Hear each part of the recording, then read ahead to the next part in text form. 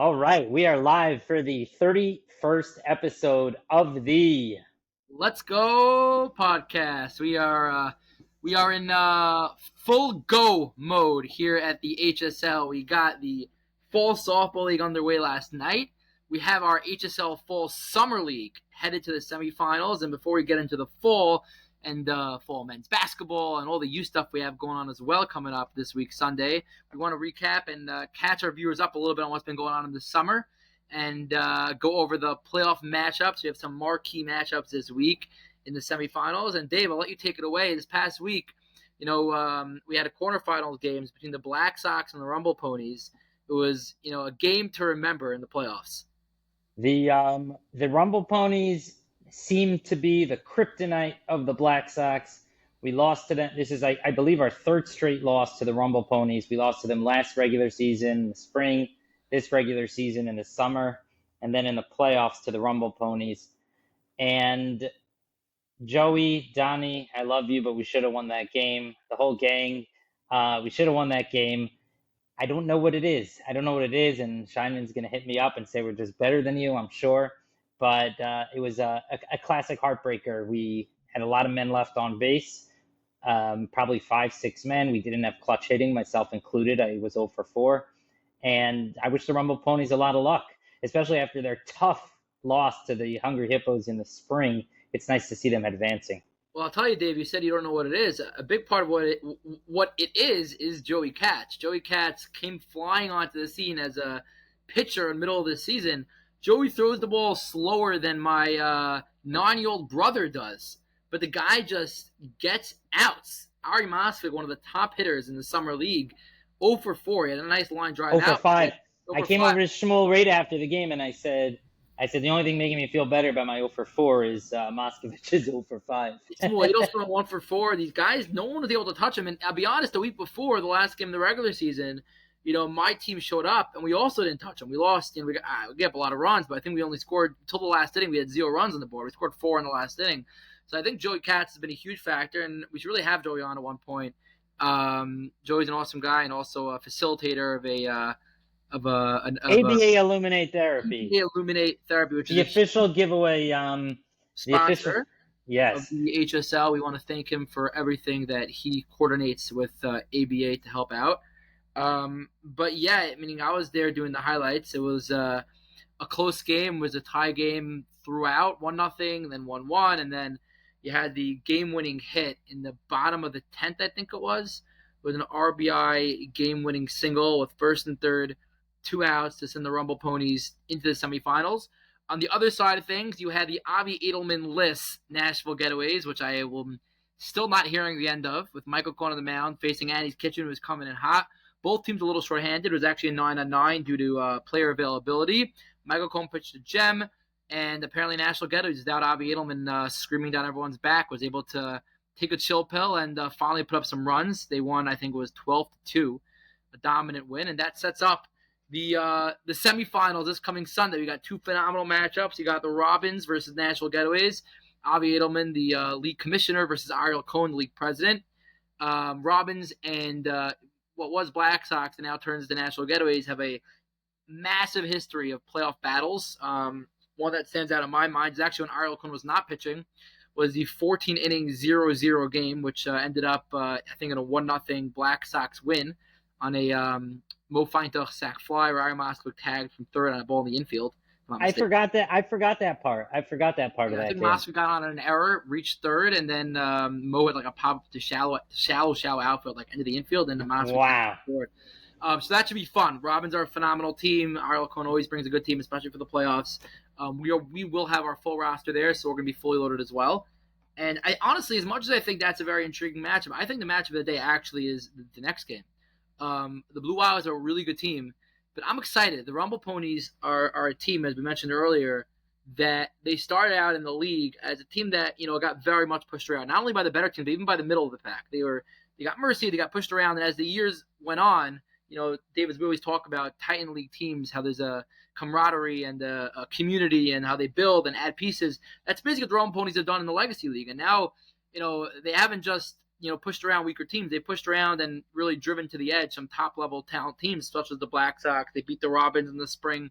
So I'm actually very excited to see against the Blue Wahos how they do, especially with the Tovia Blisco on the mound, who doesn't throw overly powering. The Rumble Ponies have great hitters, and I'm wondering how the big hitters like Menachem Greenberg and Zalman Pollock and those guys do against a guy like Joey Katz, who just is going to throw the ball 3 miles an hour and have it land at your letters every time.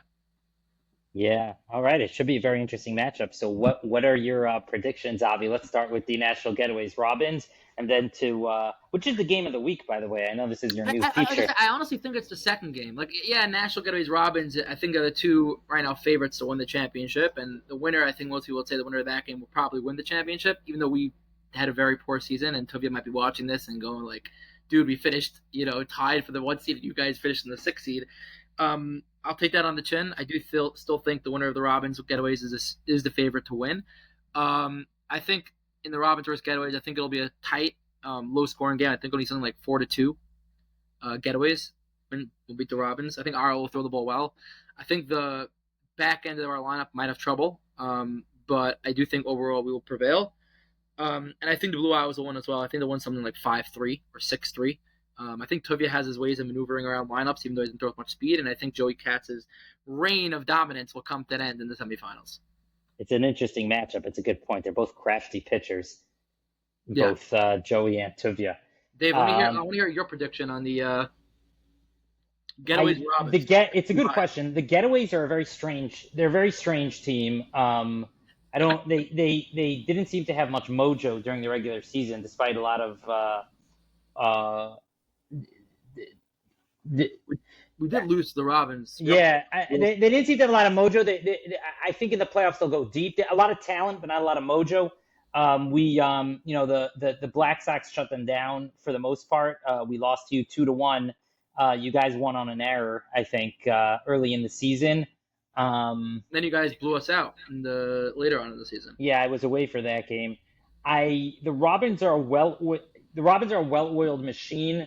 National Getaways, I would say, is finding their groove. Maybe they caught their groove at the right time. I'm going to have to go with the Robins on this one. Again, low scoring, 3-2. I just don't know if the question for me is, did National Getaways get it together in time did they get their talent together in time for the run? They catch, it's not catching lightning in a bottle. It's something else. I don't know. There's some sports metaphor I'm missing. In terms of the other game, like I said, I love Donnie. I love Joey, but there are just too many strong bats on the Blue Wahoos, I think, that are going to figure out Joey Katz. And like you said, another guy, Donnie Mazeroski, also failed to mention him. Very, very, very good hitter on the Blue Wahoos. He's also a HSL youth proud parent. And you're missing the great Zalman Pollock. I mentioned Zalman Pollock, Dave. You got to look back at this podcast, Dave. I mentioned him at the beginning. How can I miss Zalman? The great shortstop / third baseman / outfielder. I even saw him play a couple of innings at catcher when I was at the Wahoos Robins regular season game this past week or 2 weeks. Underratedly, you might not know, since he's usually wearing a baseball jersey, he's packing some big serious guns under there. Also, he was wearing a jersey on one of his WhatsApp status. Very entertaining WhatsApp status on the Pollock, and underratedly strong as well. It's not a shocker that he plays in the in football leagues. He's joining the HSL basketball league and softball. So I'm going to go with an 8-2 victory of the Blue Wahoos over Joey and Zev and all the Mikey Reinhardt. Michael Powell. Mikey Reinhardt, we'll get into, made his debut finally last night in the Titan League, the A-League, the long-awaited debut, and he did not disappoint off of Ash. He ripped a double. Okay, so let's get into that in a minute. So we have our playoff preview. We'll hopefully do a longer treatment with some guests next week. We'll recap the games. To recap the games. And in a minute, we're going to have on Mordy Kirsch, new captain Mordy Kirsch. And so let's transition to the fall season. So just hold on. Mordy's having trouble getting in. Hold on. Avi, why don't you tell everybody what we have going on for the fall softball season? Fall ball, as we like to call it. HSL fall ball. And you should know, by the way, I see the MSL using the fall ball term a lot. So they're going to think we stole it from them. They don't know that David Gottlieb has been coining fall ball for the last 3-4 months. I don't want a guy like Ellie Race tuning into this podcast saying you're stealing fall ball from the MSL, who, by the way, was MIA last night, even though I don't think he was playing last night in Muncie. Maybe he was. Maybe he ditched HSL for MSL. Anyways, we got a lot of fun planned. It's a short but packed schedule. We have 8 Legacy teams. We had 6 Titan teams, Titan being the A division, Legacy being the B division, and a lot of competition. The Legacy is, we have a lot of, top to bottom. Every team is very competitive, very solid. We'll go through the rosters shortly, at least the rosters that we have right now. And in the Titan division, we'll go through it soon, but the top, top teams to beat, I really don't think are that far off from the bottom team, quote unquote bottom teams in the league. As we now have Mordy Kirsch in the building. Mordy is one of our proud captains. Mordy, how are you doing? Good, guys. Thanks so much for having me. Thanks for coming on, Mordy. I feel like I've seen you at a game. I don't think we've ever met, but when I was happy when I saw you were going to be captain of a team. We love new captains, especially those who have the guts to compete in the Titan League. There's a lot of controversy around this. I have determined very scientifically, after a lot of research, that it's a guts issue as much as it is a talent issue.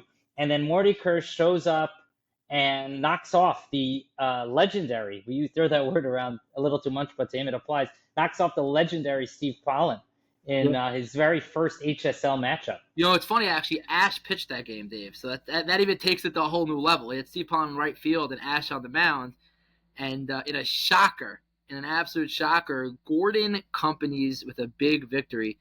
Mordy, what are your initial takes of the Titan League, of the A League? How do you what do you think of it? You debatably faced the top team in all of the Titan League. Yeah, and it definitely felt that way. We knew going into the game how strong the competition was, especially on the other side. Knowing that they were a very strong team, both on the offensive and defensive ends, so we knew that we had to play our best ball, and we really hung in there. We put the ball in play. That's what we really wanted to do the most. Just put the ball in play and make good things happen. And on top of that, our pitching from Dan Braun was impeccable. He really worked quickly in his at-bats, mostly like 2 or 3 pitches, and he was on to the next one. So really proud of Dan for his performance, and our defense kept everything in front of us. So we didn't allow too many extra base hits. So that really kept us in it for a while. I'm really pleased with the level of competition in the league so far. Everyone really seems to bring a good level of talent and keeps the league very serious, and it's definitely very well organized. So I'm very proud to be a part of it so far.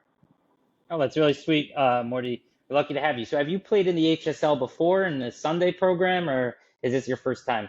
So this is my first experience with the HSL League. I'm not sure how long it's been around, because the past couple of years I lived in Florida. So I recently moved back here, and that's how I found out about this league. And I'm very impressed with how well run it is, and how great the commissioners and other members of the board of the league have been running it, whether it comes to stats or scheduling, equipment.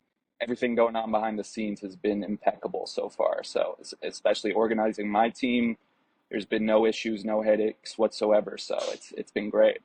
That's awesome. So I'm looking at, you sent me the stats from last night. I recognize some of the names.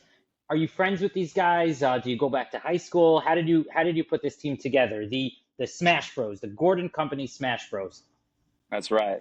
The team was mostly put together for me, and I was asked to run it, actually. So I know that's a little bit of an unconventional way of making a team in this league, and there's been a lot more strategy and organization with other teams that maybe know each other or played together in other leagues, but that wasn't the case for us.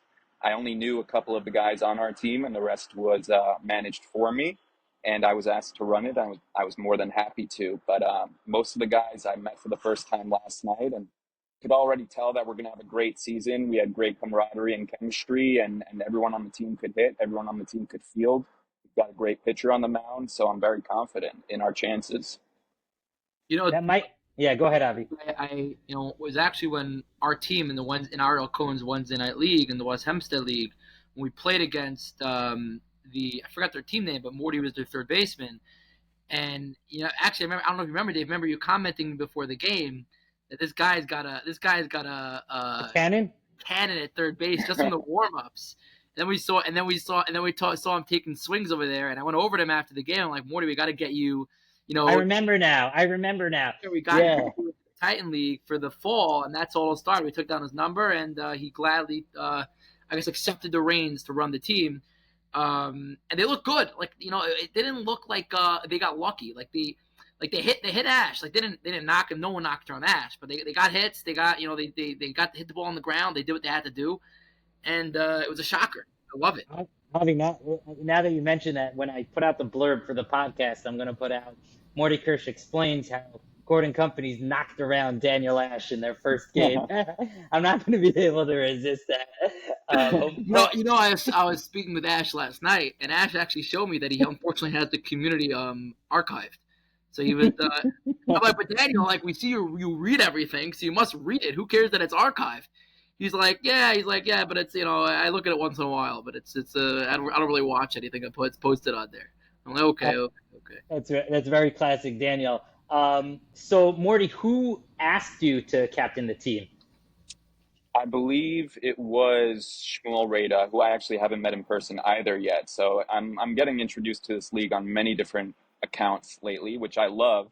Everyone in this league seems to be very serious and taking it, in a very intense way. So that's what I'm all about as well. So I felt like I fit right in. But I still got a lot of people to meet in person for sure. But that's kind of how things got started. Avi, as he mentioned, he met me at one of our games in the summer league and came up to me, asked me if I wanted to be a part of the fall league, and I was down. So the rest is history. I was asked to run this team and been proud to do it ever since. What was the name of your Wednesday night team? Was it the White Geese? Were you the White Geese? We were the Raging Bulls. Raging Bulls. Oh, you were with Craig. Got it. Yep. Okay. Yep. And I think Chris Vasquez. I see he's on your roster. He was also on that team. Chris, Benji. Yeah. Oh, so there's a nucleus from that team. Okay, got it. Sam Rubenstein as well. Yeah. Sam Rubenstein, sure. I see Mikey Reinhardt there. He's a great player. We were just talking about him. Great Mikey player. Reinhardt, I met him last night. Yeah, we mentioned him briefly right as you were coming on. He came over to me also after the Legacy League, and our Sunday morning, in the Sunday morning spring, we also had a Titan and Legacy. In the summer, we only have one league because there's not enough teams, but in the spring we have two leagues. So he was in the Legacy League. So he came over to me. He's like, Avi, he's like, I know you're doing this fall league. He's like, I gotta get into the Titan League. I want the hard competition. And what do you know? His first at bats he takes is off of Daniel Ash, and the guy rips a double into the gap in right center field.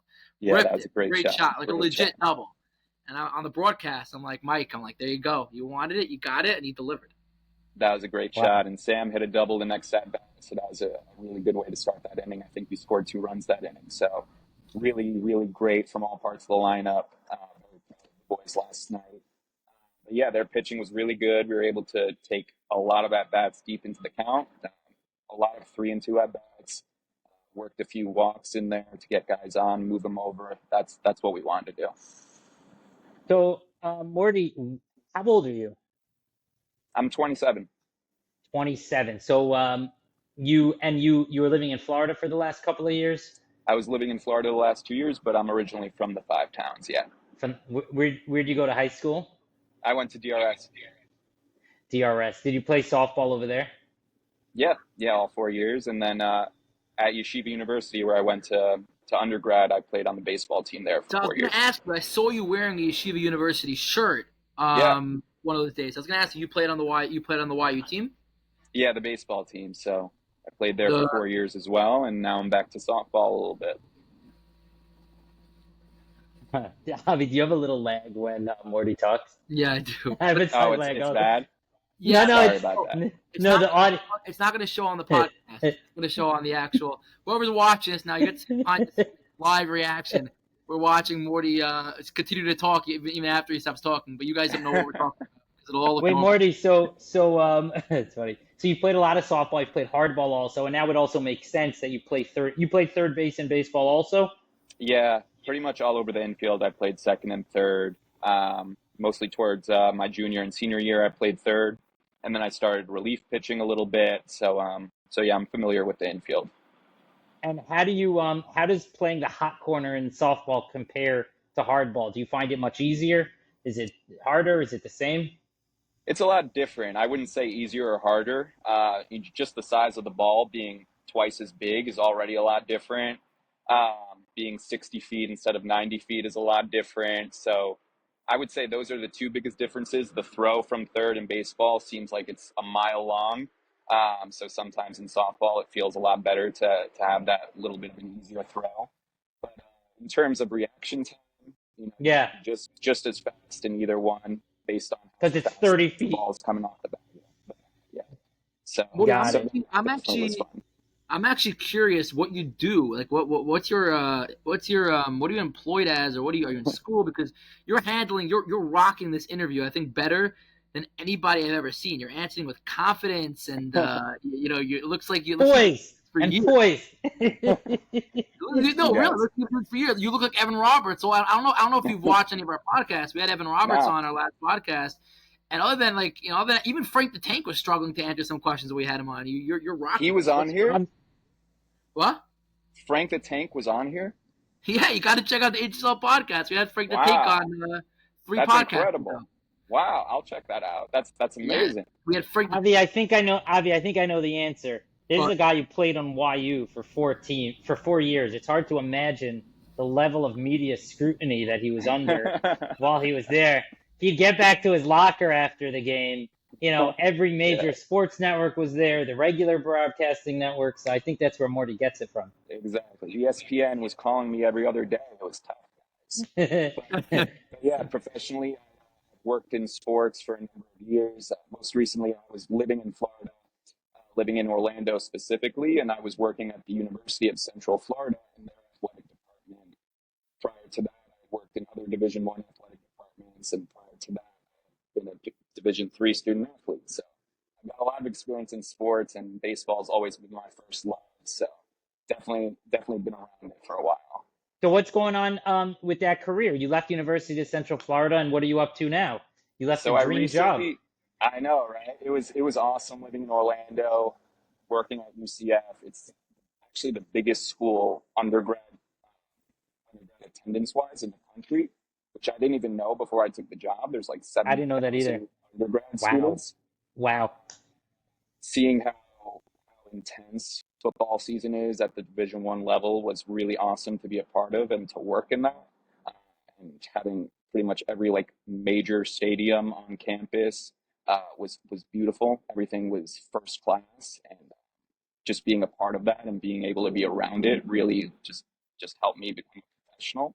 I actually recently moved back because I got engaged, and my girlfriend at the time, now my fiance, lives up here, so I had to move back to make that easier. Long distance was not it. When's your fiance coming to watch Mordy Kirsch's Gordon Company's play a game? You gotta She have her. should Yeah. come. She wants to come. Yeah, I'll definitely have to bring her by. I definitely need some batting film of myself, so I could definitely use her help on that, and definitely have a cheerleader for sure. Mazel tov, Morty. That's very exciting. Thank you. I appreciate it. Thank you. So are you going to be able to continue working in sports now that you're back in New York? That's the plan. Right now, I'm working in marketing. It's actually for a tile company nearby, so it's been really good. I'm making a lot of friends here, and I'm doing product management, so a little bit different. But my background is in marketing as well, so it's not too far off. The plan is to get back into sports, specifically at the college level. I think that's where my passion is, but I've had interviews in the past with major league teams, so that's a possible avenue as well if the stars align, but those are much harder to come by. But yeah, I definitely have a passion for working in sports in many different capacities, and whether it's marketing, business, communications, or whatever it is, I'm definitely open to that in the future. And what exactly were you doing at University of Central Florida in the sports department? So at UCF, I was working in the athletic business office. So I was mainly running the budgets for each of the teams. So being able to control a $50 million a year football budget, seeing how different expenses were paid by all the coaches and all the staff, and same all Hmm. the way trickle down to women's golf, and everything in between, and seeing how each sport allocated all their money was really cool. And then being able to be around world-class coaches that are making millions of dollars and know the game at the highest level was really cool for me to pick their brain every now and then when I would see them in the hallway and go to their games for free, and that was an awesome perk. And that's the plan, hopefully, to get back into in the future. Who were some of the biggest names you would say that you got to meet or talk to or get to know while you're over there in Orlando? A bunch of football guys. Blake Bortles was a UCF alum, so he came by a few times. Latavius Murray, I would talk to him a few times when he came by. Gabe Davis is also another that would visit a lot, and he would bring a lot of his Bills teammates. Right. So we would work out in the same room because they would work out in the staff locker room with us. So that was really cool. Uh, Taco Fall visited once, and then there were a bunch of big time coaches there. Andy Roddick is a famous tennis player. His brother was the coach of the tennis team. Um, so it was a lot of really cool people to meet. Sounds incredible. Yeah, it was great. So we, Avi and I are going to go through the other Titan teams and talk about their chances for the fall season. You're welcome to stick with us to hear more about them. Maybe you know some of the names. It's funny, you mentioned you were at Halb. What is Avi, Daniel Ash was at Halb, also, at DRS also? Yeah, I think he's a couple of years older than me. Yeah. So they were not still talking about him when you were there. It's possible, yeah. All right, so Avi, let's go through some of the other teams. So Gordon Companies, I'm going to pull up the nice graphic with the captains and the team names. So Gordon Companies gets right off the bat. They establish themselves as a team to be reckoned with. Yeah. And we have a lot of other very talented teams. So our other game last night was Yossi Kaufman, right, of CT. CTC is CTC, which is shout out to the Rosenbluth family for sponsoring not only softball, they're also sponsoring a basketball team. They're also in the kids division. It's an online schooling program that everybody should check out. You get your schooling done sufficiently, but also get a legitimate degree. So it's something everyone should really check out and look into, and we'll have more details in the future. Yossi Kaufman, that team used to be King Ventures. So they have a stacked team. They did have a few subs last night, but their subs are great as well. And should let Mordy know, they won the spring. Yossi Kaufman was arguably the MVP of the spring Titan championship, pitching. Wow. We had a best of 3 championship series. Yeah. That's really cool. Is that the plan for this league as well? Which would be the plan. So I would love for that to happen. It matters about time because it's the fall league and you're dealing with the cold coming in, the winter, the permit. So if we have the time, we would love to do it. They went up against the Webizzery Black Sox, Shmuel Rada. We thank Shmuel Rada for finally putting together his own Titan team. Shmuel doesn't, he's more of a legacy guy, but we appreciate him for putting together Titan teams in general, but bringing his own team to the Titan League as well. There was a 10-5 CTC win. It was a 10-6. No, it was 10-5. It was a mistake. Oh, it's 10-5. Okay. It was a much closer game than what it sounds. It was 4-0, 4-2, 5-2, 5-3, 6-3, 6-4, 7-4, and then the last inning they pulled away. A lot of big names there. Moshe Feintuch playing on the Black Sox. Ari Moskovic, Avi Weinberg, Rafi Leiner. You got a lot of big bats there, a lot of big names. A few that I'm probably forgetting right now, and I apologize. But it's a very good team. It's a very solid team. The field is very, very their fielding is really, really good as well. And they're also a team that, again, I wouldn't say they're the strongest team in the league, but with those bats and that power, with Chaim Mintz on the mound, who didn't pitch last night, Mazel to Chaim, who his son got married last night, or his daughter? It was one of the two. What was it? It was his. Not sure. He married off one of his kids. Anyways, with a team like that, those bats, you can never count them out either. So that was a great matchup. Those are 4 of our 8 teams. Who pitched last night for them? Eli Weiss. Eli Weiss pitched and batted last. Is he related to Yitzchak Weiss or a different family? No, different family. Related to Shia Weiss? I think different family. Wow, 3 different Weisses. Okay. A lot of Weisses. So that's our top. That's our 4 teams in the Titan League that played last night. And then in addition, we have the team that Avi Edelman is playing on, known as the MS Motors Nuggies, captained by Avi Nenner, who's a close friend of mine and Avi's. And Avi Nenner, people should know, has been part of 3 championship winning teams since the spring. He won the Spring King Ventures. Yeah.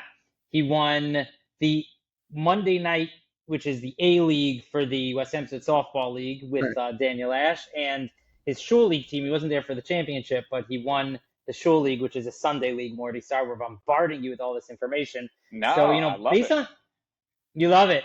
Based on that Yeah. alone, Avi, it seemed based on that alone, Nenner might be the team to beat in the fall. Based on his track record, and also because they have Avi Edelman on the pitching staff. I was gonna say I'll take it with Avi Edelman on the pitching staff. MD Applegrad, a guy who's making his HSL debut. MD's got speed that is Ash level. He's got phenomenal speed. He's a great pitcher, and we brought our team. We used to play in the Coil League in the fall in Brooklyn the last few years, and now we're bringing it here.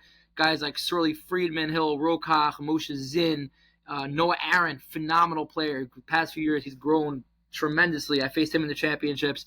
Yeah, Yitzi Eisenberger leading the team with the vibes, bringing the good vibes for us. Overall, a really, really, really, we got a really good team, really competitive team. We'll be able to face it, compete with anybody, and I think we have as much a chance as anyone else to win the championship.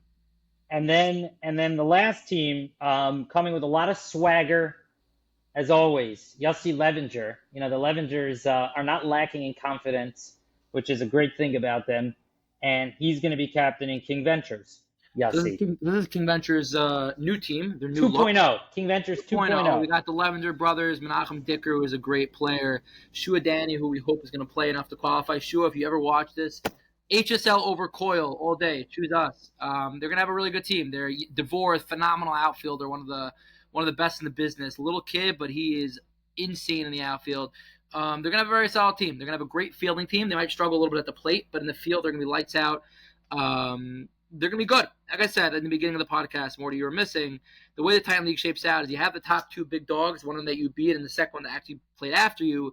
But, it's a type of league where you could have the 6 seed beating a 1 seed at in any game. It's really a matter of a coin flip for a lot of times, which makes it so fun that you have two teams that are so much better than everyone else, on paper, but at the same time they could lose at any moment. So, So we have about 5-6 minutes left, and then I got to bounce. Let's get your early season prediction for who's gonna win the champ. Well, yeah, let's go straight for winning the championship in the Titan League.